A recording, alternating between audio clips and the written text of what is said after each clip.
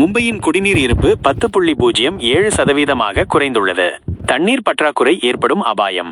மும்பைக்கு குடிநீர் வழங்கும் 7 ஏரிகளில் நீர் இருப்பு வேகமாக குறைந்து வருவதால் 1.5 கோடிக்கும் அதிகமான மும்பைவாசிகள் தண்ணீர் பற்றாக்குறை அபாயத்தை எதிர்கொள்ளப்பட வேண்டிய சூழ்நிலைக்கு தள்ளப்பட்டுள்ளதாக கூறப்படுகிறது.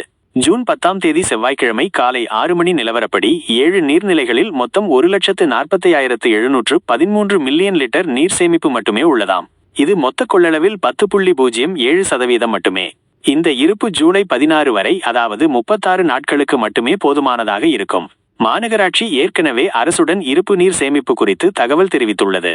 அடுத்த 2 அல்லது 3 நாட்களில் மழை பெய்யவில்லை என்றால் மும்பையில் தண்ணீர் பஞ்சம் ஏற்பட வாய்ப்புள்ளதாக பத்திரிகை தகவல்கள் தெரிவிக்கின்றன. கடந்த ஆண்டு மே 25 வரை 7 ஏரிகளில் 8.39 விழுக்காடு நீர் இருப்பு மட்டுமே இருந்தது.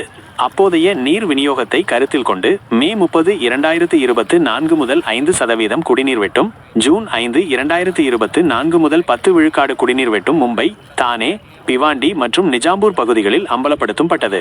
எனினும் ஜூலை 2024 இல் பெய்த கனமழை காரணமாக ஜூலை 25, 2024 அன்று 4 ஏரிகள் நிரம்பி வழிந்தன.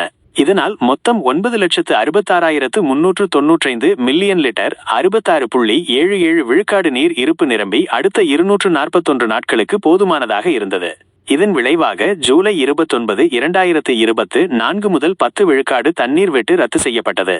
தற்போது மும்பைக்கு தினமும் 4,000 மில்லியன் லிட்டர் தண்ணீர் வழங்கப்படுகிறது.